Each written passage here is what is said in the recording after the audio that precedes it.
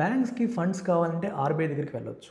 RBI బ్యాంకుల దగ్గర government సెక్యూరిటీస్ని కొలేటర్గా తీసుకొని రెపో రేట్ ప్రకారం అప్పు ఇస్తుంది. అయితే ఎంత కావాలంటే అంత ఇస్తుందా? No, it is link to collateral. So బ్యాంకుల దగ్గర ఎనఫ్ కొలేటరల్ అనేది ఉండాలి. So banks statutory liquidity ratio కోసమని గవర్నమెంట్ సెక్యూరిటీస్లో ఒక స్పెసిఫిక్ పర్సంటేజ్ మెయింటైన్ చేస్తాయి.